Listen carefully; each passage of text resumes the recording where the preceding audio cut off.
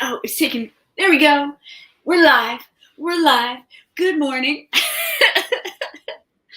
Oh man, Tara's got some energy this morning. I just Woohoo! woke up.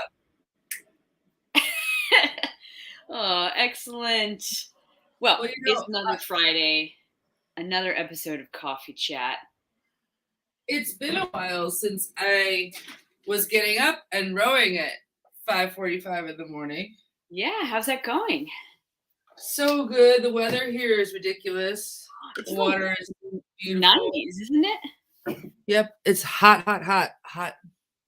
Yeah, that's rare. Really rare for Seattle area, isn't it? It really is. And my little barber shop is like a little devil's furnace. It's okay. We can cut hair under the trees. Yeah. Oh But man. very exciting. Got some good strokes in. Probably had about like 6 yesterday. Good, 6 good strokes. Maybe 6. Oh man, that's amazing when we really think about that, right? Like how many strokes we take and how many of them were like, that was good. Like that one was good. Even the coxswain was like, that one. Yeah. I was Yeah. like, yeah, that one. Oh, well, that's good. I mean, at least you're getting there, right? And you got a few of them. And hopefully all the ones in between are Learning opportunities. what's that? Learning opportunities. Learning opportunities. And, I mean, would you say the rest of the strokes are decent? I mean, well set, good run, that sort of stuff? Well, there was some drama between 6 and 7, 5 and 5. So there was a little bit of drama there. So it was chronically down to port, which, I couldn't make any more adjustments. I mean, if I raised my hands or made any adjustments, I was skying and catching air. Yeah. And then but as soon as the ports pulled in a little higher, just a hair, it was perfect. Good. It was perfect. But here's what I love about this particular team, Vashon Island Rowing Club, is that I feel like in my last team there was a lot of teeth gnashing about being set. And I think part of that was that it was an 8 that was full of CEOs, right? And not in the arrogant, yucky way, but just they all were just convinced they were doing it right. Yeah. Instead of the collective effort where everyone's trying to get homeostasis, everyone's trying to get to here, right? Like it's just what you do, and that's what I love about. That's the only thing that really keeps me going to the Vashon crew is because they have this sort of unspoken like bond about like, nope. I mean, this was 8 people ranging in experience from 30 years to 2. And they just got in the boat and there was no like 6s, no rowing by 6s. Usually you kind of work your way to 8s. Sure. They were just like, let's pick it up all 8 in 2, or like, let's pick it up all 8, sit ready. And then we rowed for 7,000 K. That's fantastic. I mean, they're like, well, you're either in or you're out, right? Like you're doing it or you're not. And that's why I think this boat, if it goes to Boston, will come in top 10. You are throwing down. That's a big prediction. Well, it's true. It every time I've raced with this team, I'm like, there's no way we're gonna do well. We don't have the boat bond, we don't have the practice, we don't have the cross training. I'm just so used to coming from a structured seat racing, cross training. We run Cougar Mountain together, we this and that together. And that's what builds a great boat. And Conover comes in top 10, or at least top 20, right? And these women at Vashon surprise me every single time. We go to a race and they throw it down. Yeah. I mean, they just like, that's awesome. And I'm like, okay, this is wow. All right, here we go. Awesome. So it's just different, Yeah, well, I think it's fantastic to have a group of women like that who have enough experience that they can get in a boat and make it work without a whole lot of hemming and hawing. So That's awesome. I'm really glad that you're in that situation, and fingers crossed practices go well over the next, several weeks and months, getting ready for Head of the Charles. And hi, Sophie. Thank you so much for joining us today. How are you? We haven't seen you in a few weeks. Yeah, we have to put our bid in at the end of the month, so we don't have a bid, but we're Okay, so fingers crossed you train well and you get your bid and you row well in Boston. And if you can't make it to Boston, then I know you were talking about some other events that you guys might race out there this fall. So that's awesome. Mhm. Yeah. So Sophie, we're curious if you're going to Boston. We know you're talking about it. Yes. And we have a little bit of news about Boston. That you and I, as Steady State Network, have been talking about trying to get a crew together to race in the or row in the Directors Challenge, and we really had good intentions. I think we just got started a little too late, and all of a sudden there were 4 spots left. All of a sudden there was 1 spot left, and all of a sudden there were no spots left. But that very last spot is a boat that you and I got invited to row in. So in a way, it kind of is working out. Yeah. Before we describe that boat, Yeah. Sophie, we have to hook up while you're Yes. there. Oh my God, I love that. I love that so much. I want to help. How can I help? I've done that event before. I've coached that event before. Do you need a US side coach? Like, I'm happy to help you make that happen. I know how to get your boats. I know what dock you're going to. I know where your launch. Let me know how I can help you. I'm happy to be your US coach. And whether or not you need Tara as a US coach, something that we are hoping to do as Steady State Network sometime during the Head of the Charles weekend is some sort of happy hour meetup. So stay tuned because we would love to get together with all these folks who are in our network across the country and around the world in Boston. So I think probably Friday afternoon would probably be the most likely because Friday is racing, Saturday's racing, Sunday's racing, and nobody needs to be, standing on their feet for too long having a chit chat. Yeah. But so stay tuned. We're gonna have a little happy hour somewhere, maybe even on the course. Concept 2, one of our sponsors would host a little gathering spot for us. That would be really Yeah. fun, wouldn't it?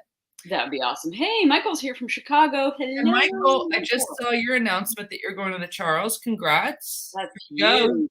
Super Bowl of rowing. Here we Yeah. go. Hey, is that going to be with JL as part of a JL team boat? That's what he posted. Yeah, a picture of JL and Howard. Lots of hashtags JL. So I'm assuming. Yeah. Oh man. Oh, that's Um, cool. cool. So we've got to all meet up in Boston. Tara and I have been invited to row in a lineup that is basically pulled together by Willow Arts, who's the founder of Strokes in Transition and Allies with Oars. And I'm going to be coxing that lineup. Oh, so excited. I'm actually like, I always get nervous, but it's so exciting. I can't wait to see your lines. I can't wait to see your lines. So here's the thing. And, oh, by the way, I'll go with you if you'll go. If you'll go on Saturday, I'll go with you to the Yaz coxing seminar at Yeah, CRI. It will I change your life. I've I know. been. I do need to go to that. I have never gone. I don't know why I've never made it work in my schedule. I have coxed the course 5 times. But my philosophy is there's always, always more to learn. Well, And she's I'm inspiring too. She's yeah. like, So yeah, I would she does it definitely like twice, to I think. I think she does it on Friday and Saturday. And go. Okay. whether you're so tell your people, folks, Sophie, it'd be great for you to go to whether you're bow coxing a double or you're rowing a single or you're coxing an 8. It's definitely a mix of people in the room from like 13-year-old coxswains to like 80-year-old single scullers who are looking for their lines. Yeah. But Kaz is the coach that used to be at Stanford and now is at University of Washington. She does a free seminar and you just have to register for it. It's at Community Rowing. Yeah. It's so worth it. And you just want her to cox your life. Like Sure. you're like, can you just be my life coxswain? All the time right here. Just right here. Yeah. So we know you and I know a couple of other people who are going to be in that lineup, including Willow and another rower from GCRA, Casey. Casey, who rode with us at nationals last year. Napoleon Griffin, which is like mind blowing to me that he's going to be in this lineup. He's a super strong sculler. Apparently, he Yeah. also sweeps. And a couple of other folks that have a lot of experience. And so we will be in the Director's Challenge 8 at the end of the day on Sunday, right? Endish of the day on Sunday. Yeah. I'm Yeah. looking at this list and, I don't know, I know some of these names, Mark Guerrero, I know Casey, you obviously, and Willow and Napoleon. There's a couple people, Gordon is stroking it, John is stroking the bow. It's gonna be Yeah. exciting. We'll find out. I think there's like an email chain that has started. People are introducing themselves. So, So if you're just joining us, welcome to Coffee Chat. Thanks so much. Let us know how your rowing week is going. We're talking Charles because we're all hot on the Charles. We have Sophie here from the UK who's coming to row the adaptive event, and Michael Tutloff coming to row the JL8. And then Michael says Mark is a fantastic rower. We raced together in Paris. Hey. oh, awesome. Man, it's such a small world. Really, when it comes down to it, it took me a long time to really reach out and kind of get outside of my DC bubble. But once I did and really started connecting with people, it is amazing to me. Once you start talking, like who knows who, and everybody knows everybody, and it's awesome. And here's also a point that this particular boat is the first of its kind. I'm guessing, at least publicly, the first of its kind. I'm sure there have been an LGBTQIA plus boat in the Charles, but not sort of presented. I mean, DC strokes every year. Right. Well, there's DC Strokes. There's Yeah. probably Chicago, Yeah. right? But this is like the first, I think, like hybrid of other clubs and like Yeah. trans allies and like And you'll have a trans rower in the boat. trans rower too. Mhm. At least two, yeah. Or not on the gender binary or kind of gender fluid. But it's kind of cool. I mean, obviously, gay rowers have been around forever, and Chicago been there many times, obviously, and DC Yeah. Strokes have been there plenty, and the Bay folks, and I know that the Union crew put together a gay men's 8 one year, Rainbow 8. That went. So I don't mean to misspeak and say this is the first of its kind, but it is a first like trans ally boat. I think that is going out publicly and saying this is a trans ally boat, and it's tough. The rowing community is totally binary, men's events and women's events. So it's nice to have a gender neutral event like a Director's Cup Challenge, even though there are male female requirements in it. We're working it out. It's gonna be good. And in our own way as Steady State Network, we're kind of going to be like the media partner for this boat. So stay tuned. We're going to be talking about this crew over the next few months, and certainly race weekend. I'm hoping to have some GoPros and be able to capture some video and audio of the race and make something pretty awesome out of that. So yeah, I'm excited. Me too. Should we talk about the last episode that just came out? Oh, with Jasper? Yeah, Jasper Lou. Mm-hmm. Yeah, so we just had an episode come out last weekend, Jasper Lou. So Jasper caught my attention, I think. I think we just sort of brought him up as an option. He was a walk-on college rower who's now on the road to being in the Olympics in the double with Zach Heese. Mm-hmm. And we had a conversation about him. He's a real technique guy. He loves talking technique, and he has pretty lengthy, long-form writings on his Rowing Dojo website about the drive, the catch, the release. Like, he loves to talk about it and think about it a lot. So if you're in that mindset and just want to hear a good story about somebody coming into rowing and picking it up, that's a good one. So check it out. Came out. Yeah, he was very nice to talk to, super motivated, and was fantastic. Again, talking about networking, like we brought up Marcus Brown, and he was like, "Oh, right, I know Marcus. He's a good friend of mine. We trained together in Philly, and I just saw him, and we talked for 2 hours." So, and he said we talked for 2 hours about what you guys had talked about in your podcast episode. So I thought that was just fantastic. That the community is big, but just small enough that like we know. People know people, and that's wonderful. That's awesome. Yeah, he was fun to talk to.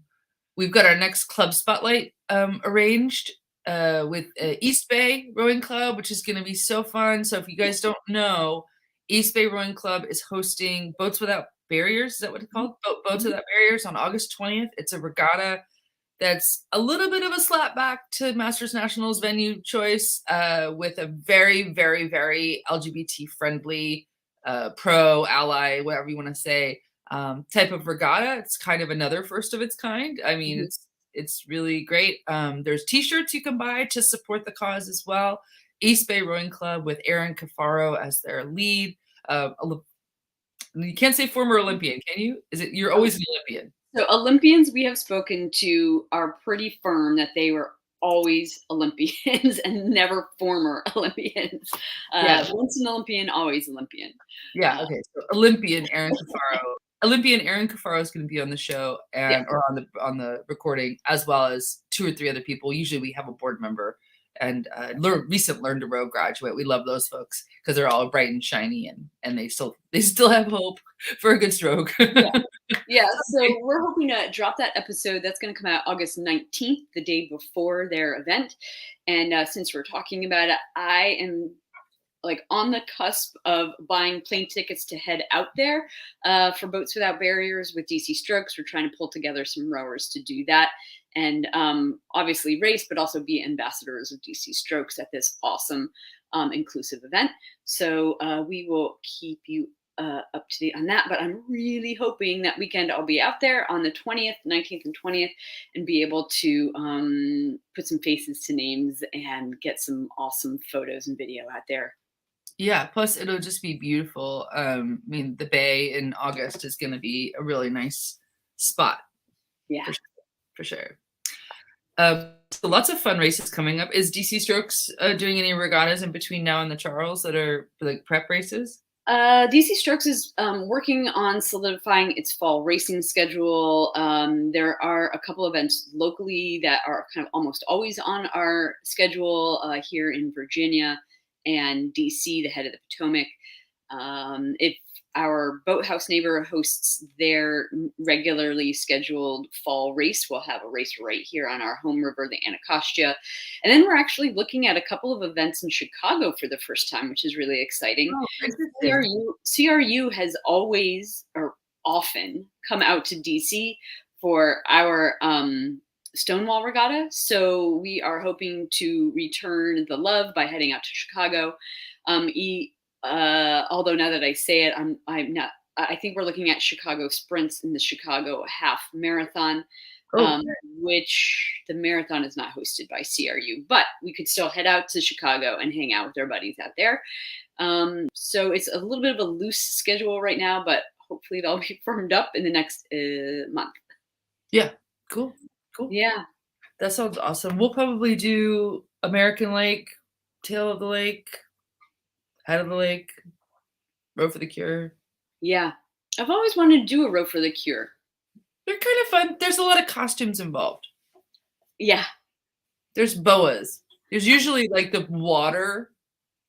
Well, after a Row for the Cure is just sort of littered with pink balloons and like feather boa pieces and Uh-huh. like various pieces of glitter. Yeah. So not the most like environmentally friendly event, but they try. Yeah. But yeah, it's a good event. It's more of an exhibition row. Yeah. It's not really heavy duty racing. I always used to use it as my LTR, Learn to Row graduate, the carrot that I would put out for the Mhm. LTRs. Because my LTR program used to be June, July, August. And then I would stay on after they graduated to put together. I would say, all right, which 8 of you want to do this 8? And I would cox it. It was so funny. I would Nice. cox this little LTR 8. So I'm like this giant cox, sitting in the front of the boat. But they're like baby ducks. They're just like, Yeah. mama, Yeah. mama. They're so used to my voice. They've been printed. Yeah. So they're so cute. And then I would throw out all sorts of good, as a coxswain, this, you throw out a couple like stew power 10 for the bow pair, like Yeah. you pull They out must some. have thought they must have thought it was awesome to have you in the boat with them. It's really Oh, special. yeah, they really liked, that was really fun for me. I mean, I love coxing and I love coxing at head race. Like Yeah. I wish I was your size. I wish I was just. Oh, well, I'll trade with you. No, actually, I don't mind being my size. I do not love coxing head races. I at a certain point I'm like bored. Truthfully, Well, I don't know Charles what it is a is. little different. Charles is like a obstacle course I should say besides the Heather Charles, which is fun and fascinating and super exciting. and loud. Most local head races, I get about 2K in, and I'm like, okay. Part of Yeah, it is I also get bored of hearing my own voice. I've been coxing a very, very long time. And unless there's like something super special about that lineup, or I've got like a very interesting connection with someone in the boat, I've got something super special to say, somewhere along the way in a head race, I'm like, oh, okay, I'm like into silent 10, you know, yeah. that's my sort of thing. Into eyes closed, Eyes bro. closed. Yeah. No, But yeah, I that's know what you mean, because as a rower, I'll tell you, you've done head races as a rower. As a rower, and let us know if you agree or have thoughts on this in the chat. As a rower, we go through peaks and valleys too, right? Where sometimes you're like, where the hell are we? Like, where are we? And if you've done the race multiple times, then yeah. of course you know. But where are we is usually my main question. And I hate coxswains who tell us how much further we have to go. I hate coxswains who tell us how far we've gone, how Uh-huh. much time we've passed. I'm a stroke counter Mhm. also. So I'll just keep myself busy by counting 1, 3, 5, 9, 2, 4, 6, 8, 10, 1, 3, 5, 9, 2, 4, 6, 8, 10, 1, 3, Mhm. 5, 9, 2, 4, 6, 8, 10. Yeah. Yeah. Yeah.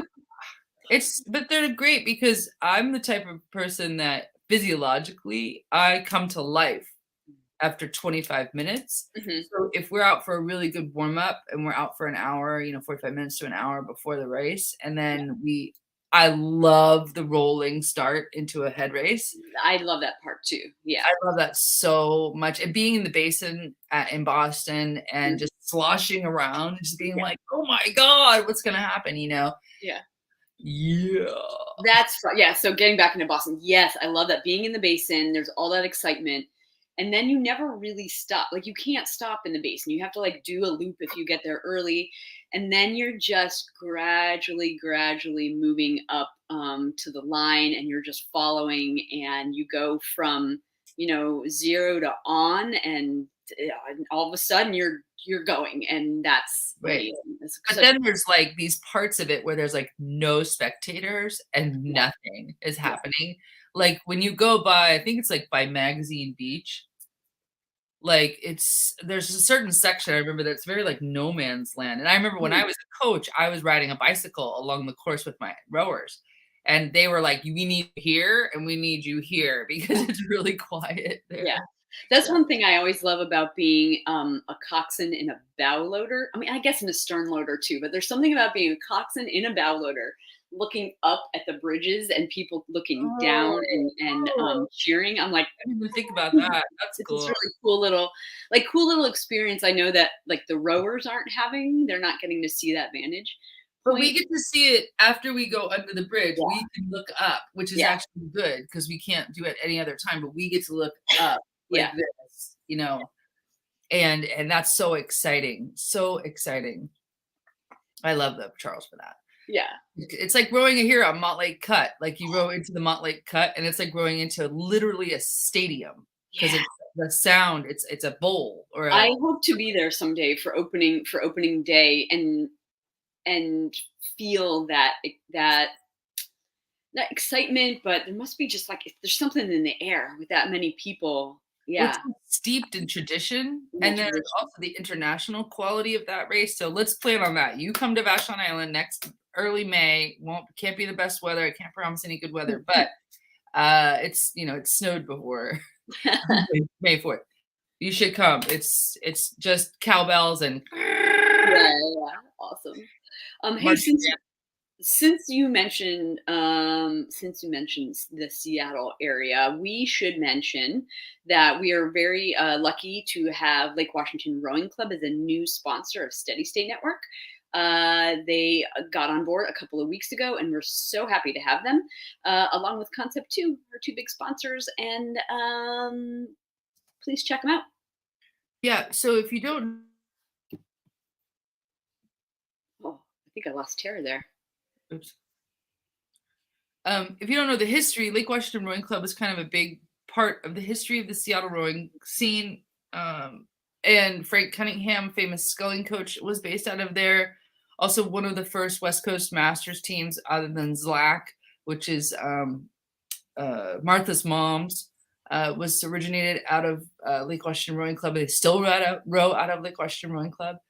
And Rachel Lemieux is their coach. We actually interviewed Rachel on our podcast at Lake Washington. And then one of our more recent episodes, Susan Kinney, who is a boat repair craftsman, artisan. She is based out of Lake Washington Rowing Club. So, and big news, I'm actually having a conversation with them, hopefully today, about Seize the Oar moving there, because we're having a lot of challenges with where we are. So Seize the Oar Foundation for Adaptive Rowing, we've been there before, we've housed ourselves there before, so I'm hoping that Martha's moms can maybe host us and have us there. So that would be huge. Yeah, I'd be so down with that. But yes, we're super grateful to everybody who's a sponsor of the podcast and of the network, because it's just cool to have good partners and good folks, right? Absolutely. So hey, listen, it is just about 11:30. Well, I should say 11:30 for me, 8:30 for you. What else is on our minds? We are a good chunk of our way into our half hour of coffee chat. But if you want to add anything to the conversation, drop it in the chat. Michael Tutloff says that CRU is racing in Wisconsin the weekend of the marathon. Oh, bummer. I won't see you there. But that I should meet them halfway in Cleveland for Head of the Cuyahoga. I do want to check that out. Well, the Willow Arts 8, the Charles 8, is asking, isn't that the race that they're asking if people can go to, the Head of the Cuyahoga? Oh, I think you're right. They wanted, people are starting to talk about maybe we can get a race in under our belts together before Head of the Charles. So we shall see. I've looked at races in Ohio and generally that area, Illinois, to see about vending. I mean, it's a haul for me, but I'm trying to think outside the box and a little bit away from a couple of the markets here. Surprisingly, Philly has been an awful place for me to set up my vendor tent. I've never been successful in Philadelphia, which is a bummer because there are so many events there. But so I need to find kind of another big market to head to. Yeah, I bet the Midwest would be really smart. Yeah, maybe, I don't know how big the Head of Cuyahoga is, but that would be a drive for you, right? So that'd be long. That'd be a couple days drive, right? Yeah, I think it would be like at least one big push of a drive, and then I would need to spend a couple days there before turning around and heading back. So not undoable. What's the word I'm looking for? Not impossible, but just that's a haul. I've done that though for Masters Nationals in the past. I've driven up to the where was it? Grand Rapids a couple of years ago. Michigan. Wow. I did, yeah. That was like a 12-hour push by myself. But then I was there for 3-4 days before turning around and heading home. So anyway, we'll see. Wow, cool. Well, that's great. I mean, it just sounds like, imagine 2 years ago, we were not having this conversation at all. Like we were just like like twiddling our thumbs, and you know we're doing a lot of indoor rowing. Lots of indoor rowing. I was super excited about indoor rowing events, indoor racing, which honestly I have not been doing lately. Honestly, I could care less. Yeah, it was fun and super motivational when we were in the depths of COVID. I can understand how indoor rowing groups and indoor racing is a great community bonding experience, especially right now for folks who maybe aren't water rowers, but who are, athletes, or they train on the erg for something else, or they're strictly indoor rowers. I think that those sorts of events are amazing. Since we've gotten back on the water, I'm having a hard time glomming onto indoor events. Well, the other thing that kind of happened was we used to kind of scoff people who were indoor rowers who didn't row on the water. So Kim Reynolds from Chicago, Michael, if you know Kim Reynolds, but she's from Recovery on Water, ROW, Recovery on Water. I'm like, just right there. I couldn't remember for you. I'm sorry. Yeah. Kim Reynolds used to tell me that she knew the distinction was that people who rode on indoor rowers were rowers, and people who rode on the water were oarsmen or oars people. Yeah. And that's kind of interesting distinction, but it's true. I mean, there's oarsmanship too. There's a lot that goes into going on the water, obviously, Yes. more than just the rowing part. But yeah. When do you start your Learn to Row class, by the way? So it is the weekend before Boats Without Barriers, August 11th, 12th ish. And it's going to be a like super intensive kind of boot camp. 2 weekends. We're jamming a whole lot in over 2 weekends so that we can kind of cycle our Learn to Row class right into our novice group for the fall. Oh. And I'm looking forward to that. I haven't taught Learn to Row or novice in a few years. And there's something really wonderful about brand new rowers. I mean, you could talk about this for hours. Yeah, it's really fun to work with people who are learning something brand new and don't have years of stuff weighing on them about being a rower, about rowing, about past experience. It's just fresh, exciting, hopefully fun. Yeah. Well, they say that with like Erg Ed, which is the middle school rowing program that's so successful in PE classes all over the country. There's different programs, and there's different versions of the program too. There's STEM to Stern. There's there's different Erg programs for kids, and they say that it's the PE teachers usually are taught how to teach rowing and how to coach rowing, and they have a curriculum. Mm-hmm. That's how it works. They get signage for their gym, they get the machines, they get a curriculum, they get games, they get all sorts of stuff. And the PE teachers say it's the most equitable physical activity that they can offer, because everyone has a preconceived notion about kicking a ball. Everyone has a preconceived notion about running or catching a ball or some other sport that's been totally popularized.